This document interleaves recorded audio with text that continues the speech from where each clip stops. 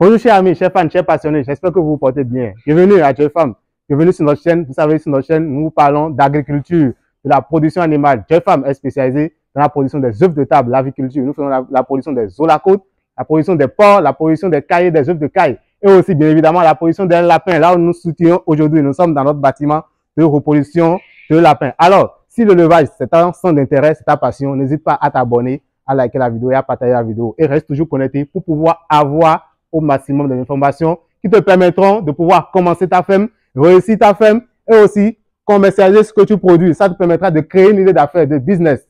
Bon, nous allons parler maintenant de ce qui nous amène. Nous sommes dans le bâtiment des lapins. Et forcément, quand nous sommes au niveau des lapins, nous parlons lapins. La dernière fois, dans les vidéos qui sont passées, nous avons parlé avec nos apprenants. Comme nous avons dit, nous avons des apprenants qui sont en pleine formation sur le site. Nous avons parlé de beaucoup de facteurs. Durant ces facteurs, nous avons parlé de comment est-ce qu'il faut choisir un reproducteur. Et aussi, nous avons commencé par parler de la saillie, de la reproduction elle-même. Donc, aujourd'hui, nous allons continuer pour que vous puissiez comprendre, en fait, comment ça se passe au niveau des lapins. Déjà, il faut savoir que la saillie a lieu au niveau du cage, de la cage au niveau du mâle, comme nous l'avons dit. Donc, on déplace la femelle au niveau du mâle pour que le mâle puisse se sentir dans son territoire et pouvoir bien cogner, pour que vous puissiez avoir les résultats que vous recherchez. Maintenant, on a aussi expliqué qu'il faut une seconde saillie. Ça va permettre aussi à améliorer la prolificité, la fécondité au niveau de votre cheptel. Si vous voulez beaucoup de lapins, vous devez faire une deuxième saillie. On a expliqué aussi dans la vidéo passée, si vous n'avez pas vu, allez voir combien de temps il faut attendre pour pouvoir faire une seconde saillie. Maintenant, nous allons parler de certains trucs qui se passent généralement lorsque vous voulez faire une saillie. Avez-vous remarqué que la femelle, elle est vraiment en chaleur, vous l'amenez au niveau du mâle, mais n'empêche, le croisement n'arrive pas à avoir le stade que la femelle refuse de faire le croisement. Est-ce que vous avez déjà remarqué quelque chose comme ça? Nous allons parler aujourd'hui de ce qui peut causer ça et comment est-ce que vous pouvez éviter au maximum ce genre de choses. Parce que s'il n'y a pas saillie, vous n'avez pas de l'apéro. Si vous n'avez pas de l'apéro, vous n'avez pas de lapin en engraissement et vous n'avez pas de viande à vendre. Donc, c'est important en fait de pouvoir comprendre ce qui se passe à ce moment donné, pouvoir corriger et pouvoir avoir beaucoup de l'apéro. Alors, comment est-ce que ça se passe pour pouvoir remarquer en fait? Vous avez remarqué que la lapine fuit le mâle.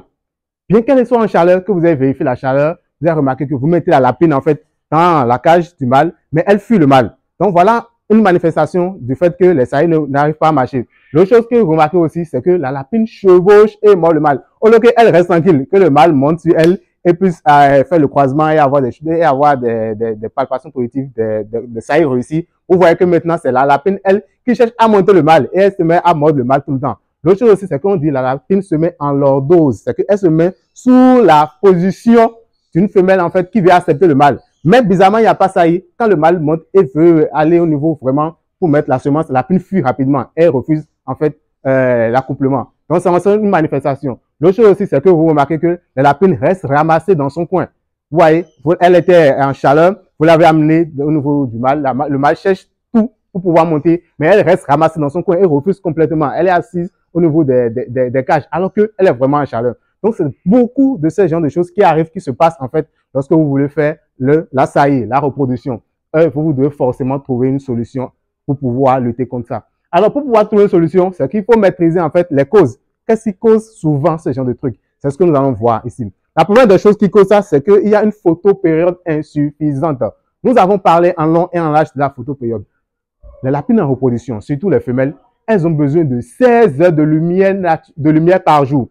C'est-à-dire, en une journée, elles ont besoin de voir pendant 16 heures. Alors, si chez vous, par exemple, il fait jour, c'est pas à 7 heures, par exemple, et s'il fait nuit, par exemple, à 18 heures, c'est-à-dire, de 7 heures à 18 heures, vous aurez environ 11 heures de lumière naturelle. Donc, le jour a éclairé dans votre bâtiment pendant environ 11 heures. On a dit qu'on a besoin de 16 heures. Donc, qu'est-ce que vous devez faire? Vous devez augmenter la lumière de 5 heures environ pour pouvoir atteindre les 16 heures. C'est important, sinon, vous aurez des difficultés à avoir des lapines en chaleur. Et ça va jouer en même temps sur les performances de production et de reproduction. Vous allez voir que vous n'aurez pas un bon taux de prolificité et de fécondité. Alors, comment est-ce qu'on se fait? Vous allez voir dans un bâtiment, nous avons disposé des lumières artificielles. On utilise de l'énergie électrique. C'est ça qui permet en fait d'augmenter la durée de lumière. Donc, pour les 16 heures, si ça s'arrête à 18 heures, comme on l'a dit tout à l'heure, c'est que vous augmentez peut-être 3 heures le soir. Donc, vous allez allumer la lumière jusqu'à 21 heures, 22 heures.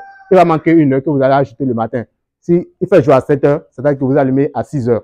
Vous éteignez à 7 heures. Vous profitez des 11 heures de lumière.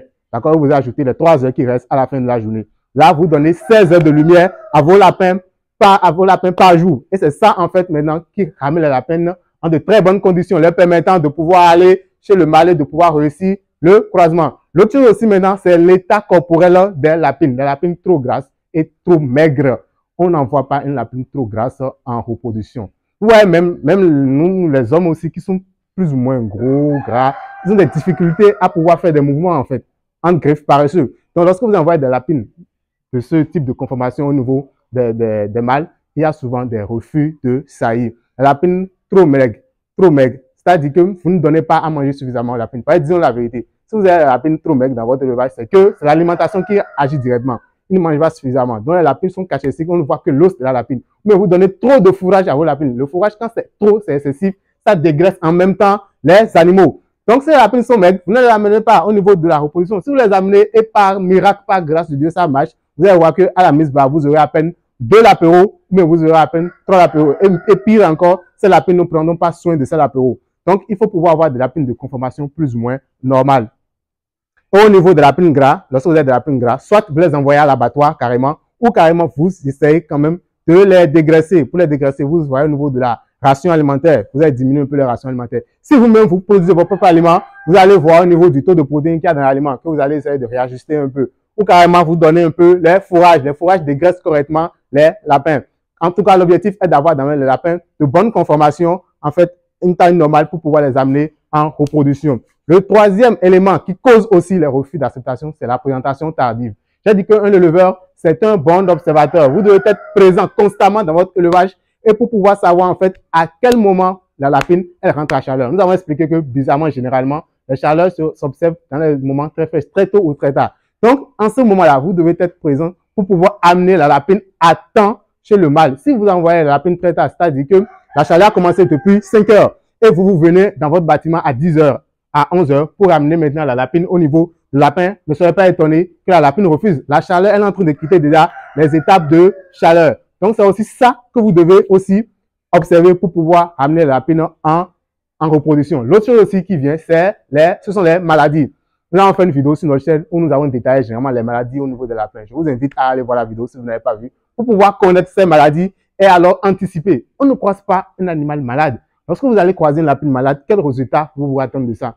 Parce qu'elle est malade, elle va chercher à se ranger dans son coin, à se protéger. Elle va chercher d'abord à se guérir d'abord avant de vous donner satisfaction. Donc, vous devez vous assurer que la lapine est en très bonne santé avant de l'amener en reproduction. Et nous vous conseillons en fait de pouvoir déparasiter au maximum vos lapines avant de les amener en reproduction. Il faut que la lapine ait déjà subi ce déparasitage parce que durant la période de gestation, surtout à des moments clés donnés, c'est difficile de déparasiter les lapines. Voilà alors les causes qui créent généralement les refus d'acceptation. Il y a aussi le stress. Savez-vous que par exemple, la température forte, d'accord, la température forte, lorsque vous faites des cages en étage, pour ceux qui font des cages en étage, les lapines qui sont en haut étant proches de la toiture, les températures fortes feront que les lapines en fait seront stressées et vont refuser en fait lorsque vous les amenez en reproduction.